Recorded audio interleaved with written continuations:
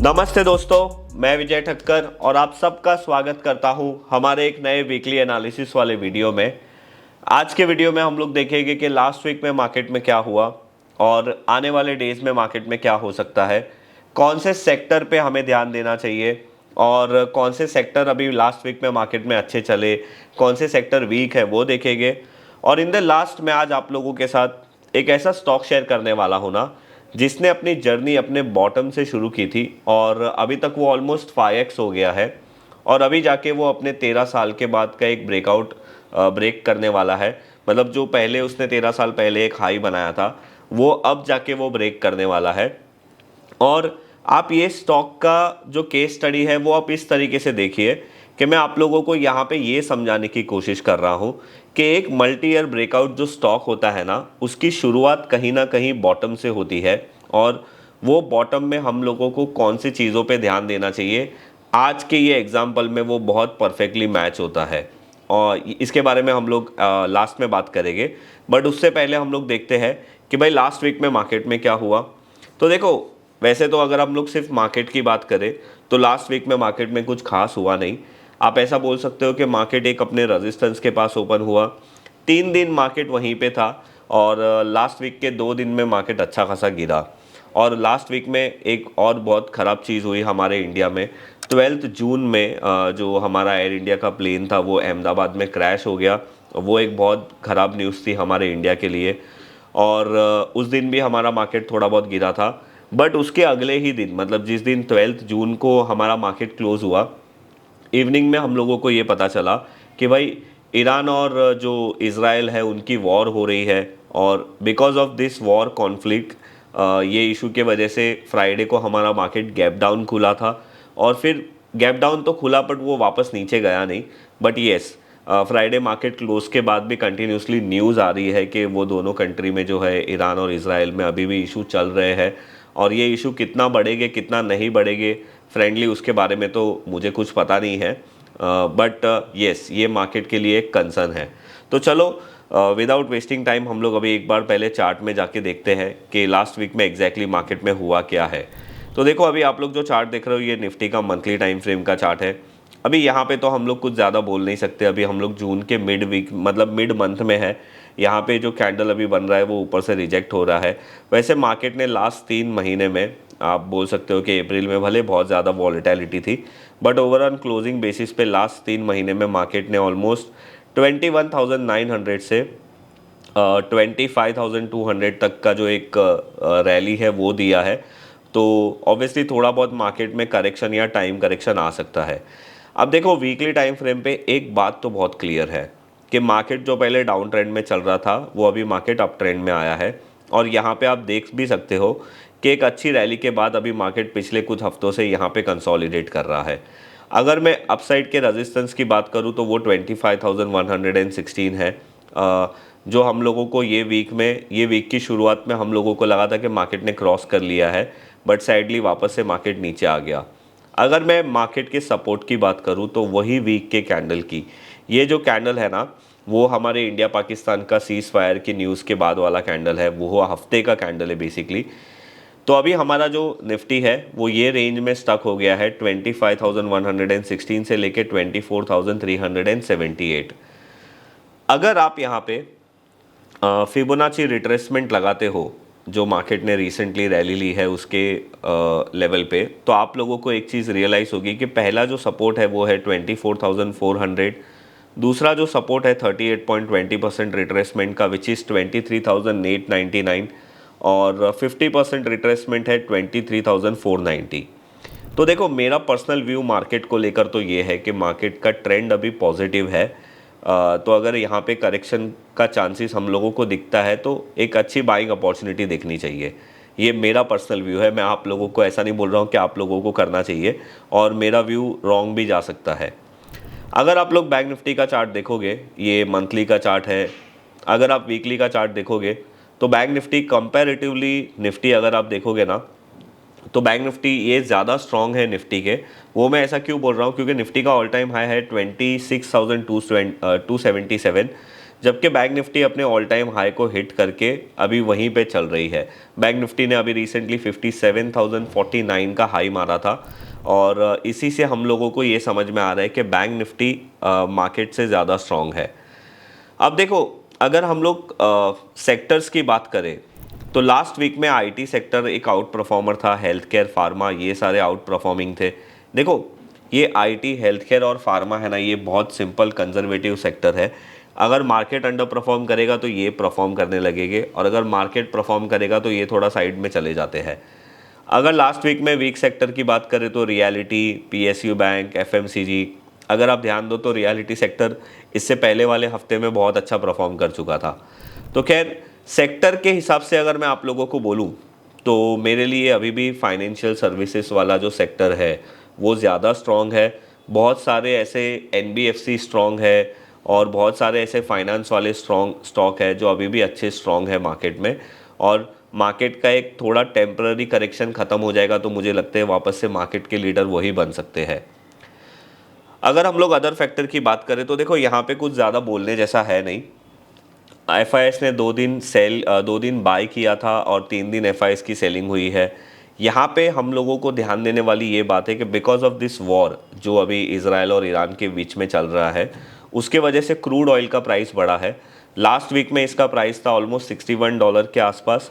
ये वीक में ऑलमोस्ट $77 का हाई मारा है और $73 के आसपास ट्रेड कर रहा है। तो खैर, ये हमारे लिए एक कंसर्न की बात है। अगर क्रूड ऑयल का प्राइस बढ़ता है तो जो क्रूड ऑयल के रिलेटेड स्टॉक है उसमें थोड़ा बहुत पैनिक देखने मिल सकता है। बाकी सारी चीज़ें तो नॉर्मल है। अभी देखो, आज का जो स्टॉक है वो उसके बारे में मैं आप लोगों के साथ डिस्कशन शुरू करूं उससे पहले मैं आप लोगों को बता दूं कि मार्केट में है ना, there is a time to do value investing. जब मार्केट बहुत ज़्यादा गिर जाता है, बहुत सारे स्टॉक अच्छे वैल्यूएबल प्राइस में मिलते हैं, तो आप वहाँ पे वैल्यू इन्वेस्टिंग कर सकते हो।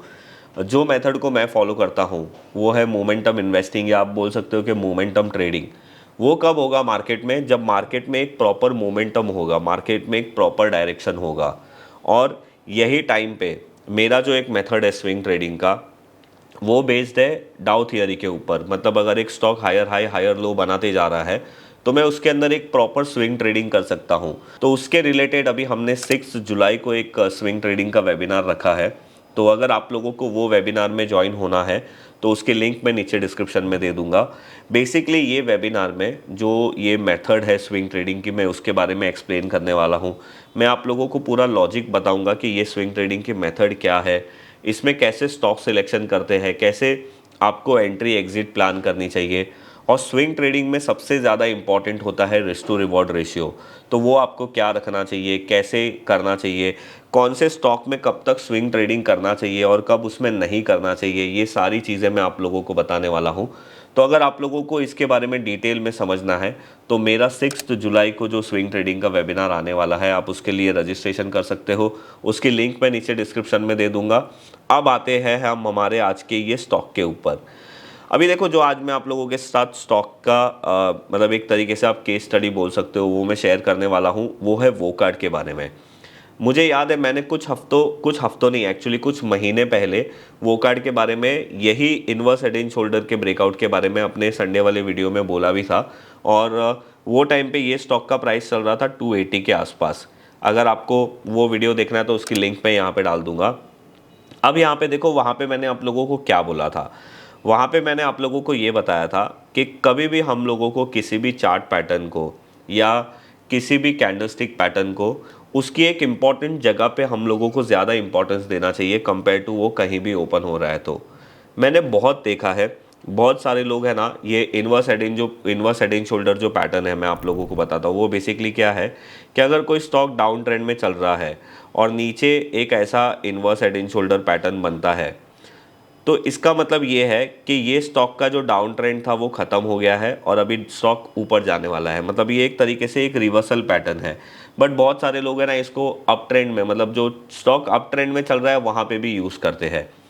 इसका सबसे ज़्यादा यूज़ और ये सबसे ज़्यादा इफ़ेक्टिवली ये तब काम करेगा जब ये किसी भी स्टॉक के डाउन ट्रेंड में आता है।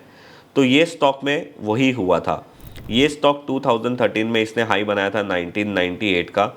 उसके बाद ये स्टॉक में पता नहीं क्या हुआ, ये स्टॉक कंटिन्यूसली नीचे ही ट्रेड कर रहा था टिल 2023 मार्च।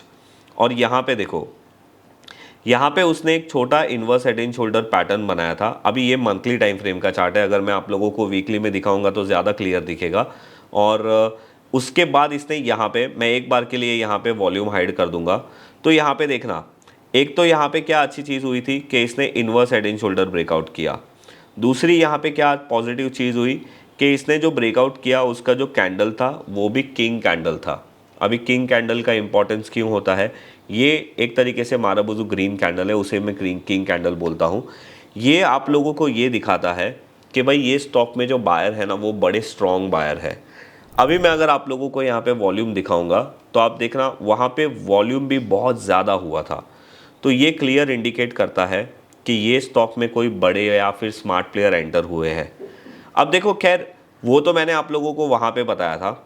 उसके बाद ये स्टॉक ऑलमोस्ट 290 से 1600 तक इसने रैली ली। ऑलमोस्ट ये 470% चल गया। तो इसका मतलब ये है कि अगर एक राइट जगह पे राइट पैटर्न और राइट ब्रेकआउट आप लोगों को देखने मिलता है तो वो स्टॉक में बहुत बड़ी स्ट्रेंथ हो सकती है। अब फ्रैंकली मैं आप लोगों को बोलूँ, मुझे भी सही में इतना नहीं पता था कि ये स्टॉक 290 से ऑलमोस्ट 1700 600 1600 चला जाएगा, बट ये चला गया। बट अभी मुझे ये स्टॉक को वापस देखने की क्यों ज़रूरत है। देखो, इसने जो रिसेंटली हाई मारा था वो इसने मारा था इसके फेब्रुवरी मंथ में, और इसका जो हाई था मेरे हिसाब से वो था 1679 का। अभी रिसेंटली उसने अपना ये वाला हाई ब्रेक किया है, और अभी उसके ऊपर जो नेक्स्ट रेजिस्टेंस है वो है 2013 का, और 2013 का जो इसका रेजिस्टेंस है वो है 1998 का, मतलब ऑलमोस्ट 2000 से लेके 1900 का। अगर समझो ये स्टॉक ने ये वाले रेजिस्टेंस को भी ब्रेक किया तो ये स्टॉक की जो रैली है वो कहाँ तक जा सकती है। अब देखो, मैं आप लोगों को एक डिस्क्लेमर दे देता हूँ। पहली बात तो ये है कि मैं आप लोगों को यहाँ पे कोई भी स्टॉक रिकमेंडेशन नहीं दे रहा हूँ। दूसरी बात ये है कि मैं आप लोगों को ये समझाने की कोशिश कर रहा हूँ कि कोई स्टॉक जब भी मल्टी ईयर ब्रेकआउट करता है तो उसकी शुरुआत पहले बॉटम से होती है, और बॉटम में भी हम लोगों को कुछ सिग्नल्स मिलते हैं। तो ये वाले केस में मैंने आप लोगों को बताया, जैसे यहाँ पे inverse head and shoulder breakout हुआ, उसके बाद जो ब्रेकआउट कैंडल था वो किंग कैंडल था, साथ में जो वॉल्यूम भी था वो भी बहुत ज़्यादा था। अभी हम लोगों को ये समझना पड़ेगा कि ये कंपनी में ऐसा क्या हो रहा है जो 2013 का प्राइस अभी ये स्टॉक ब्रेक करने जा रहा है, और इसके अंदर ऐसा कौन सा चेंजेस हो रहा है ये कंपनी में जिसके वजह से ये अपने ये इतने पुराने प्राइस को भी ब्रेक करेगा। खैर अभी तक इसने ब्रेकआउट किया नहीं है, ये जब करेगा तब की बात तब है। बट मेरा जो इम्पोर्टेंस था वो ये समझाना था कि ये स्टॉक में कितना स्ट्रेंथ है।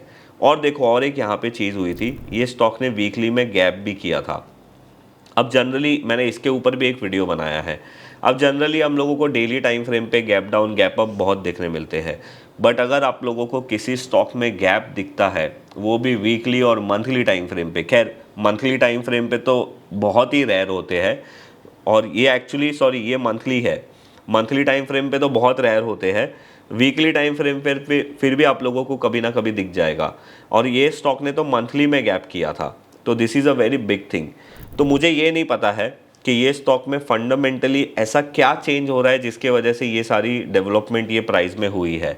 अब देखो, जनरली जो प्राइस होता है ना वो फंडामेंटल से थोड़ा ज़्यादा आगे होता है। अगर किसी कंपनी में कोई ख़राब न्यूज़ आने वाली है तो प्राइस पहले ही गिरना शुरू कर देता है, और अगर किसी कंपनी में कुछ पॉजिटिव न्यूज़ आने वाली है तो प्राइस पहले ही ऊपर जाने लगता है। तो ऐसा भी हो सकता है कि पॉजिटिव न्यूज़ आने के पहले ये स्टॉक में बहुत कुछ हो जाए। बट येस, अगर आप लोगों को पता है ये स्टॉक के बारे में, या आप में से कोई ये स्टॉक के बारे में पहले से रिसर्च करके रखा है, तो प्लीज़ मेरे को भी आप बताइए कि ये स्टॉक में ऐसा क्या चेंजेस हो रहा है जिसके वजह से ये स्टॉक में इतनी बड़ी रैली के बाद भी अभी एक मल्टी ईयर ब्रेकआउट की पास ये स्टॉक पहुंच रहा है। तो बस ये था मेरा आज का ये इम्पॉर्टेंट लेसन जो मुझे आप लोगों को बताना था, और इसी को मैं बोलता हूँ कि प्राइस एक्शन का पावर देखो ये होता है। अगर आपको फंडामेंटल्स अच्छे आते हैं, ऑब्वियसली वो बहुत अच्छी चीज़ है, आना भी चाहिए, मैं खुद भी सीख रहा हूँ। बट अगर आप प्राइस एक्शन को प्रॉपरली रीड कर पाते हो तो आप बहुत डेडली कॉम्बिनेशन आपका बन जाता है। और वही मेरा एक इम्पॉर्टेंस होता है हर वीडियो में आप लोगों को ये समझाना कि अगर आप प्राइस एक्शन अच्छे से रीड करोगे तो आप बहुत कुछ अच्छी तरीके से कर सकते हो। तो बस ये था आज का हमारा ये वीडियो। मुझे जो बताना था वो मैंने आप लोगों को बता दिया। और हाँ, अगर आप लोगों को हमारे स्विंग ट्रेडिंग के वेबिनार में रजिस्ट्रेशन करना है तो उसकी लिंक मैं नीचे डिस्क्रिप्शन में दे दूंगा, आप ज़रूर करिए वहाँ पे जाके। और अगर आज का ये वीडियो आप लोगों को अच्छा लगा है तो आप हमारे वीडियो को प्लीज़ लाइक करिए। आप लोगों के हर एक लाइक मुझे एक अच्छा मोटिवेशन देता है। और दूसरी भी एक बात है ना, जितना आप लाइक करोगे यूट्यूब दूसरे लोगों को अपने वीडियो सजेस्ट करता है। और प्लीज़ आपको ये वीडियो के अंदर जो भी चीज़ अच्छी लगी है उसके बारे में कमेंट ज़रूर करिए। मैं आप लोगों के कमेंट्स पढ़ता हूँ। आप लोगों को भी पता ही होगा, अगर आप करते हो तो मैं भी रिप्लाई करता हूँ, तो आप लोगों को आइडिया भी होगा। और हाँ, ये स्टॉक में ऐसा फंडामेंटली क्या चेंज हो रहा है, अगर आपको उसके बारे में भी पता है तो आप मुझे नीचे कमेंट करके बताइए। और अगर आपने हमारे चैनल को सब्सक्राइब नहीं किया है तो मैं रिक्वेस्ट करता हूँ सब्सक्राइब ज़रूर करिए। मैं मिलूँगा आप लोगों को ऐसे ही कोई नेक्स्ट वीडियो में, तब तक के लिए बाय बाय।